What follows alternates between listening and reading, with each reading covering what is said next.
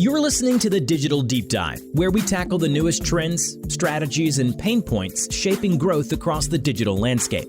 From Amazon and D2C to international expansion, join our host and e-commerce leaders across multiple industries for in-depth discussions on how to maximize your brands in the digital arena. Now, here's your host, Aaron Conant. Hello, everybody, and welcome back to the Digital Deep Dive podcast. I'm your host, Aaron Conant, and just looking forward to a great episode today. I have a great friend, partner, supporter of the network here with Rick Watson. This is kind of a follow-up to the last podcast we did with Jordan Brannon, where we got to a lot of discussion around, platforms as a whole. It was around, Google and what it looks like when you re-platform. We got a little bit about a little bit of a conversation on headless commerce as a whole. But I think this would be a great follow-up. So some of the things we're going to touch on today will be the headless piece, who's going there, who should be going there. Is it making a dent in the traditional platforms? Or, hey, are you pretty safe still on the Shopify, BigCommerce, Magento, whatever it might be?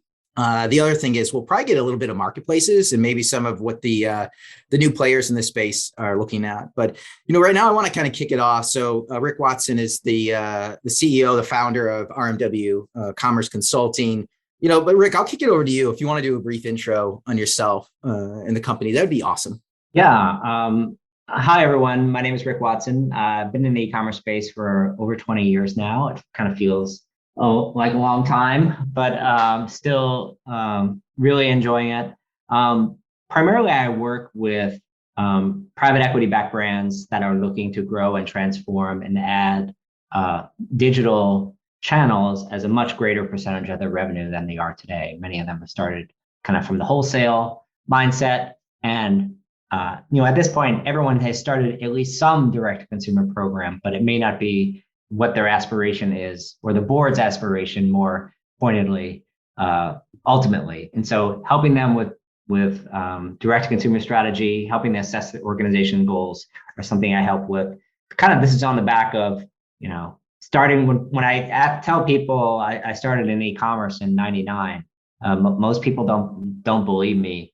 There was a time before Amazon had a marketplace, but that time definitely existed, and just been through a lot of roles and just really enjoy the space from the software point of view, but also technology and helping brands be successful. Yeah, I mean, there's few people out there that understand it, I think, holistically. Right. I saw over the past couple of years, a lot of brands when COVID hit, I don't know if they went to Google and just Googled the e-commerce checklist and, then rapidly went through and got everything put in place. Right. Okay. I got my platform. I got my SEO partner. I got my performance marketing partner. I've got my email marketing, SMS, whatever it might be, everything built out.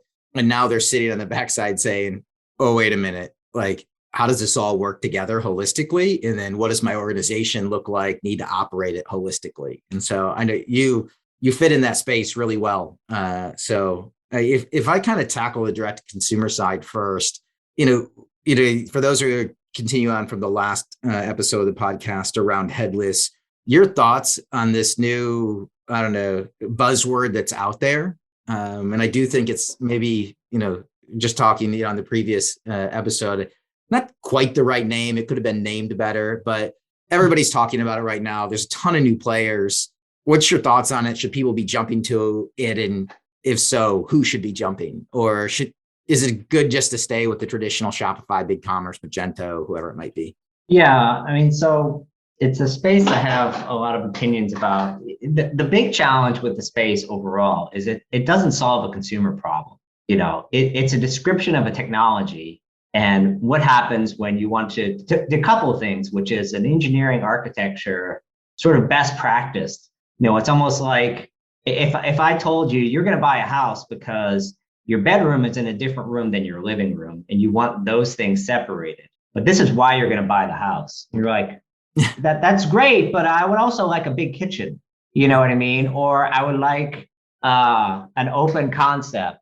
You want something that describes the value that you're going to get as the homeowner. And so headless doesn't really describe anything specifically. So that's kind of the first, I think, problem people have evaluating these software is because, like, okay, at the end of the day, I'm going to have a front end, I'm going to have a back end, I'm going to have all these things, and I'm going to transition all my technology. Then what is the question a lot of people aren't asking. Yeah, well, they say, I think it's the then what and I'm afraid I'm missing out on the next best thing, right? That's where I think it's being preached to right now, is this is the best thing because you get so much flexibility. Kind of what you're describing here is you can do anything you want with any partners you want, and there's no restrictions. And people are like, that sounds amazing. Is it worth it though? Is it that much, or is it just as complicated but in a different way? Yeah. So there's two sides to this problem. Number one is like it's very well documented in any kind of marketer's history that choice is a bad thing for consumers, for evaluators. It leads to paralysis. It leads to bad decisions. People just want to know that this is worth. Sort of a good, better, best strategy is how most people want to buy things. And so I think it has, number one, sort of that problem with this side of the world. And if you kind of look at the way the market has evolved today, Shopify has become so dominant in terms of its agency and application ecosystem, where if you're a software developer that wants to build an app, where are you going to go connect it to? You know, the answer is you're going to develop something for a Shopify seller, or you're going to develop something for an Amazon seller. And then it's kind of like everyone else. And so you have 80% of the market looking at Shopify, and they're looking for a reason to choose Shopify. And the crazy thing is you talk to brands and you watch how they behave, and they're like, will this work with, they go to the Shopify rep or go to the agency, will this work with Shopify? And even if in those cases, like let's say they have 5 million SKUs, like something that no Shopify rep would ever recommend. Shopify rep says, no, not for us. Over and over, the brand will go back to different people in the Shopify world. It's like, are you sure I can't use Shopify? So that's kind of the world we're in right now, where they're a default choice for a lot of these brands. And it's kind of the good enough solution because people realize that at the end of the day, it's not about what the technology can do, is what is it easy to do, and how does it help my consumer have a great experience? And Shopify has gotten really good at telling that story. Yeah, no, I completely agree, because they're everywhere and they've been everywhere and they've done a great job at telling the story, and they've made it easy, because the reality is right now in the digital space is we all have a million choices to choose from. You know, there's a new tech provider of some kind popping up every week, and you know, there's a lot to wade through. And Shopify, what they do is a lot of times they filter a lot of that out, and you've got the selection of what you want to go with, and it's just an easy choice. I mean, at the end of the day, nobody got fired for choosing Shopify, right? Because which is kind of a funny thing to say in this day and age. Yeah, that used to be the IBM statement.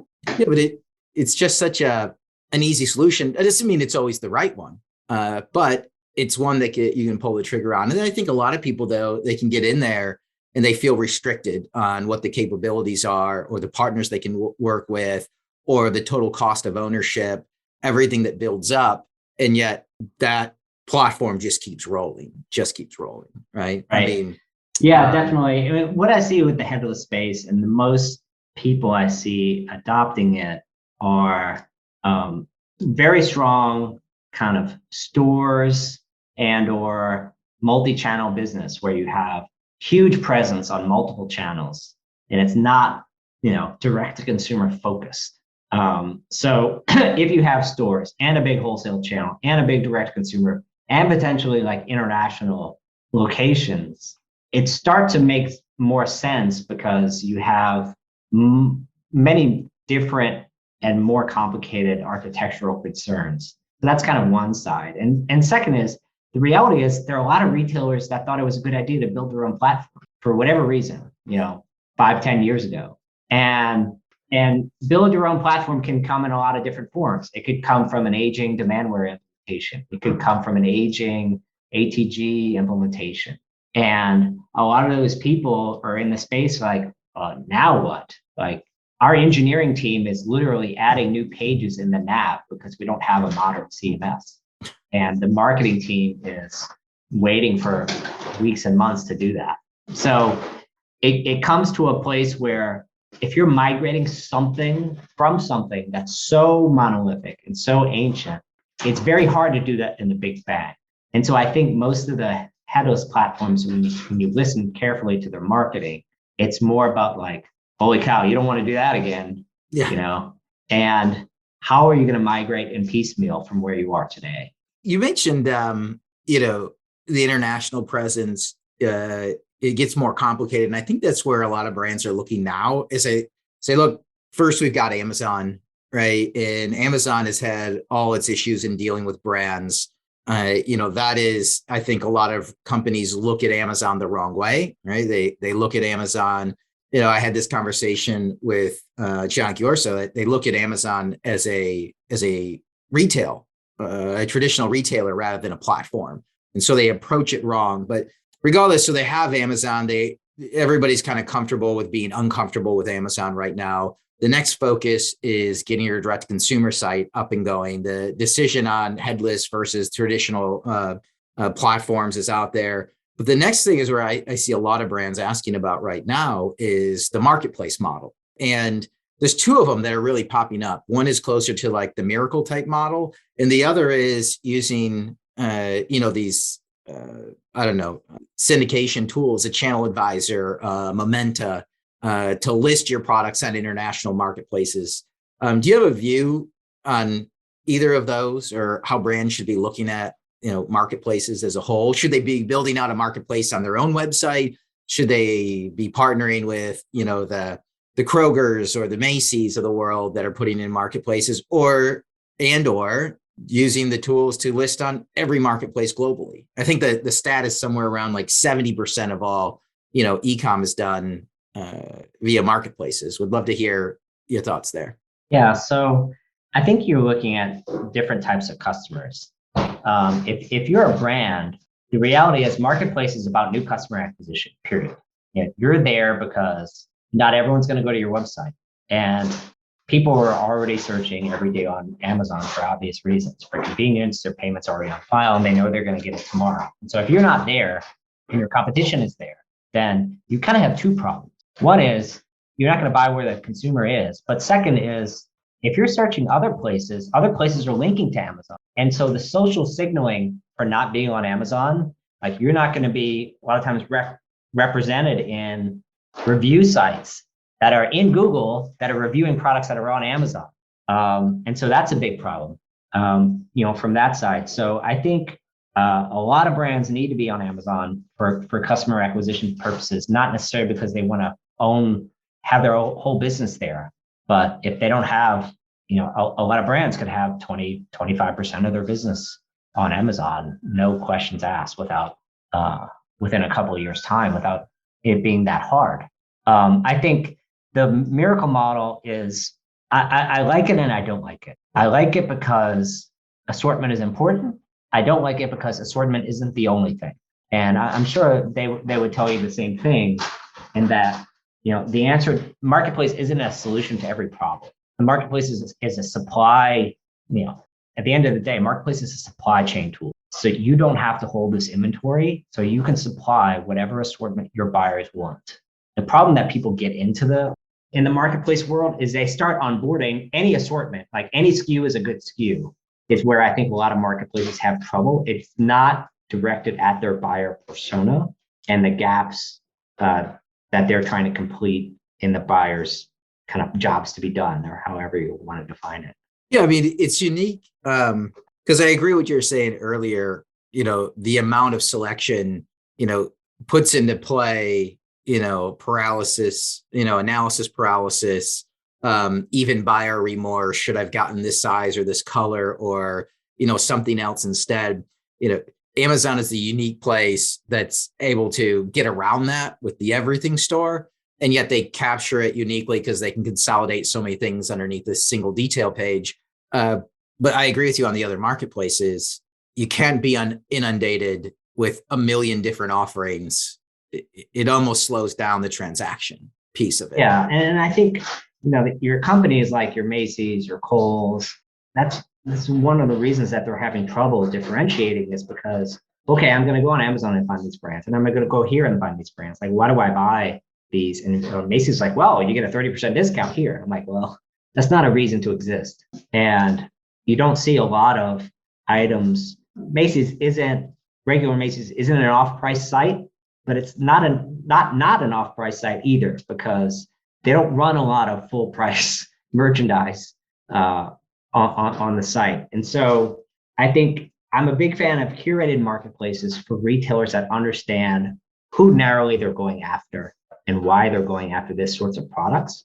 And I think, and I've written about this, that the brands that you're showing on your marketplace need to be new, interesting, fresh, and they need to turn over, which means like you better keep showing them new things. What about the international marketplace model, the channel advisor, Momenta? You upload all your products and then syndicate them, across the globe. Is that an area for huge growth that you're seeing right now? A lot of people are, looking for, hey, what's the next biggest thing? What can I tackle? Yeah, I think it is an important area, particularly if you haven't optimized whatever the biggest marketplace is in the country you're in. So I would never advise it to someone who hasn't significantly scaled their existing Amazon business. And I think cross-border, look, what is cross-border about at its whole? It's either it's too expensive to move to another market, or you want to test that product in another market and make it just a bit easier to buy before you have enough volume to justify you moving that inventory locally into that market. To me, that's what cross-border is about. And so it's in that in-between stage where your product is popular enough that foreign buyers are like undergoing all this friction and crap just to get to your website. And now you're like, yeah, I'm going to make it like a fair bit easier, but not so easy that it's still going to take me, again, totally depends on your product. It could take me 5 days. It could take you 2 weeks. It could take you 21 days to get to you because it's still going cross-border. And so it's kind of this in-between phase where you're trying to say, which one of these markets is really going to run and has the potential to grow, so that maybe as I'm a brand, I can expand. Do I want to license my IP into that market and have someone run my brand out of that market? Do I want to have an agency run my brand out of that market? Do I want to put inventory into FBA Seller Europe, to sell in any of those markets? So you start to make those decisions based on where people are buying your products. No, I think the way it's been pitched is a lot easier than the actual ways that people are leveraging it for success, right? That it's not something in most cases that happens over the course of the next 2 or 3 months. It is exactly kind of how you lined out, which is, hey, these are experimental places, right? This is the path that you need to figure out. Where are you at along the curve? And maybe your brand is well known. Maybe you already have distributors there, and maybe it's just the opportunity to list it and empower them. I have a lot of brands already being, they're working with distributors in the EU, but the distributors are, working with 1,000 other brands. And so there's a presence, they're on marketplaces, but there's no oomph, right? There's no actual management of the brand there. And so I have brands that jumping in, that's a little bit easier than, you don't even have a presence there yet. And there's a high barrier to getting products there, either, tariffs, duties, whatever it might be, the lag time on shipping. And it's just, I think, a lot harder. I think you talk to brands, or you hear them, or you see them on LinkedIn or something that's been posted, how much they exploded over the course of 6 months. But I think that's a rarity. Right. Look, cross-border marketplaces are, kind of goes back to like, what's the point of a marketplace? To introduce yourself to new customers where they're already buying. And I think to the extent that you can test markets and get interest and be on those channels for sometimes a few years, while you can figure out what it is, because every market is different. We think we could sell the same product in every market. That's just not the case. And so if you can say like, in the EU, this is what they really like. In Southeast Asia, they like something else. In the Middle East, they like something else. In the UK, they like something else. And it's not going to be completely different, but there could be different focuses. And so marketplaces can help you figure that out before you, design and build a whole direct-to-consumer site that's focused on that space. And it will help introduce your brand into that market, as opposed to you go setting up an office and doing PR. And they're like, how do we used to do business when we expanded internationally? It was a heck of a lot more expensive than that. What do you see, like, is the next big thing. Like, I don't know if it's, NFTs, if it's just something a little bit easier, like TikTok taking off, if it's live streaming. These are all things that are here now. Are any of them going to take off, or is there something else that's out there?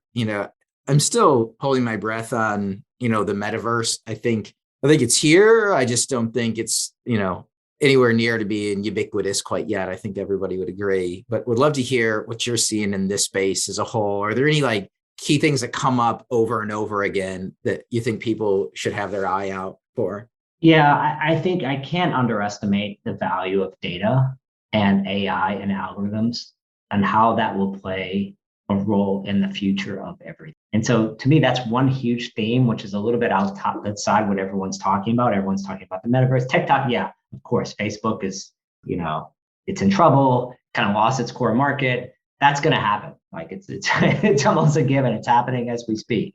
But I think there are a few things that are happening. If you look at the most successful companies in the world, is they have incredible data assets that they've curated over a long period of time.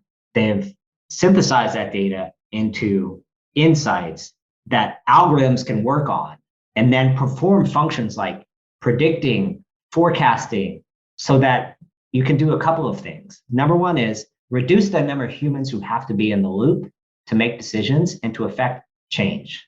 Second is eliminate, those things. Things like pricing, forecasting, any sort of general function, there's a reason why, and it's both a opportunity in to improve performance, but it's also a reaction to the fact that the world is moving so fast and we aren't minting enough people to be in these jobs anymore. And even if we could, they wouldn't outperform the data assets and algorithms that could be built and trained over time to do the job better.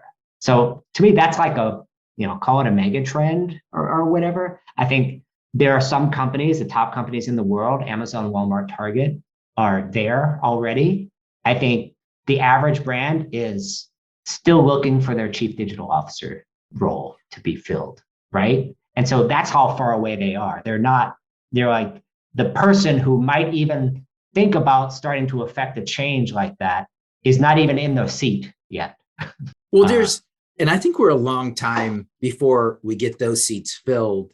If you think prior to the pandemic, there were a very, very small percentage of brands that were investing in digital. And you can think of a few because they're top of mind because they were there and first to market. But the reality is the majority of the brands that people buy were not investing heavily in digital. And you had these little teams that were poo-pooed over into the corner. Oh, isn't that cute what you're doing on Amazon? Oh, yeah, it's direct to consumer, but it's still a net negative. You're not quite turning a profit there. And then COVID hits and there's this huge shift, right? First to Amazon, we should get Amazon in place. And Amazon shuts off shipment of non-essential items. And then, oh, well, we need a backup. Let's go after direct to consumer. And the people that were working on it originally, there's a lot of them that were just moved to the side. And there's this like idea that, oh, you were wrong at the right time and right at the wrong time. So we're not going to lean into you. We're going to put in new people in the place that we feel more comfortable with at the speed that they're moving and the language they're speaking. And that just put this gap of time in that first 9 to 12 months of COVID where there was a lot of like catch up that needed to be done. But like you're saying, the world is moving faster than it's ever moved before. Right. And there's this major gap then of the talent in the space that understands what needs to be done and then is willing to work at the pace to keep up with everything that needs to be done. Yeah. And the data side and the testing, and then you flip that on top of it's moving this fast, and yet you still need patience at the top, right? To see something. CDP platforms come up all the time. We should do an entire podcast on a CDP platform. There's like 150 of them out there. But everybody's trying to figure out which one, and is it going to work, and is it worth it? I think they do work. I think they're at an infancy stage for a lot of them in the grand scheme of things. There's been some around for a while, but now we're in the proving phase, and they're going to be able to make decisions faster than anybody could on the back end for personalization, follow-ups, communication, making a decision. Do we send a text, an email, a direct mail? What are the items that are on or in any of those forms of communications? What are the discounts that need to be made? And how can we leverage any other touch points that are out there, whether it's, other areas to communicate around subscriptions or extended warranties, or, how do you have a conversation at the end? Yeah. And I just think that that's a lot to tackle. And there's few people out there that can grasp it. I mean, that's why you're around, Rick, right? No, 100%. And look, you get it. And I help people deal with this. I think if you look at the ones that are doing this the best in the world right now, you look at a company that's not even in our space like Netflix, like how they determine what to show us. Even it's so personalized that there's not even standard images on the site. Based on what they know about you, they will show different trailers and preview images for the titles that are there, and how they describe it to you and how they decide to recommend or show it to you is completely different. There are, like 1,500 different versions of Netflix out there, depending on who you are.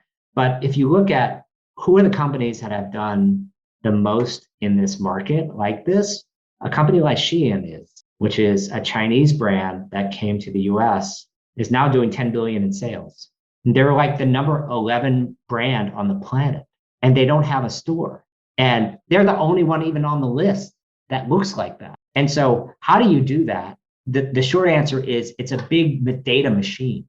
And if you look at people at the start of their journey, which is where a lot of people in the audience are, what I find, and I just sat on a panel of brands that kind of cemented this in my head, is the first question is like, what is the forecast for this SKU? That is literally the first question that every merchandiser cares about, because it's the start of the whole story. It's how much is this going to sell? How much should I order? That's usually kind of step one. And then it's like, then the question is like, where do I put it? How much do I charge for it? And where do I promote it? Those 4 or 5 questions, I think how most brands do those 4 or 5 functions will dramatically change over the next 10 years. Oh, it has to. It just has to. The way that merchandising works today, the way that advertising and the way everything is in some way, shape, or form has a completely random piece to it now. I mean, we throw in something as simple as TikTok. The TikTok made me buy it trend, right? Like, no brand has figured it out yet, right? It just randomly pops up and it goes viral. And that's where brands right now are trying to figure out, like, I didn't even, in your first statement around forecasting, it just blows them out of stock. Like, how did that happen?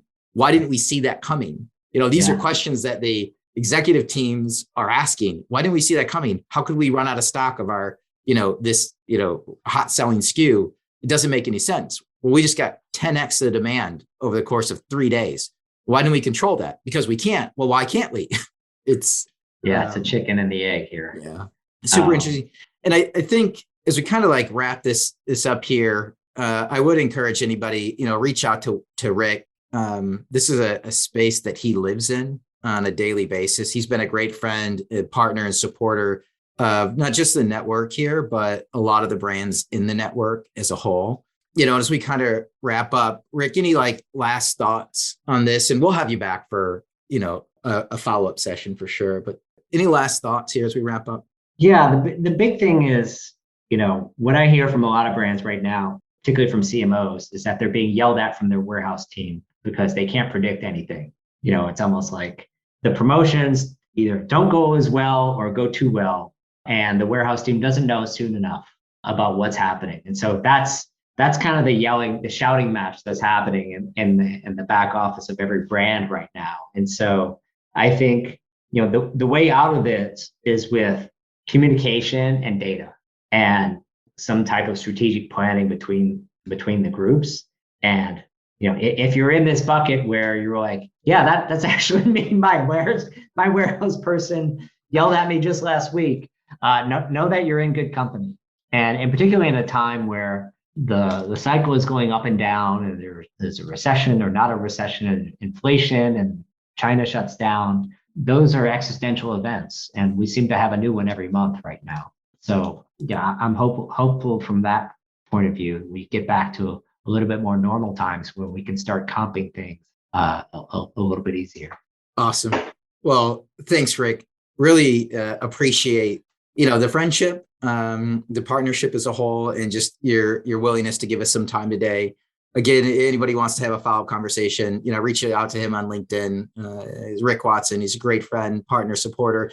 Anybody wants to have a follow-up connection with us, you can email me, Aaron, AARON at bwgconnect.com. With that, we're going to wrap this up. Again, I'm Aaron Conan. Thanks for joining us and look forward to continuing our digital journey together. Everybody take care, stay safe, and have a great day.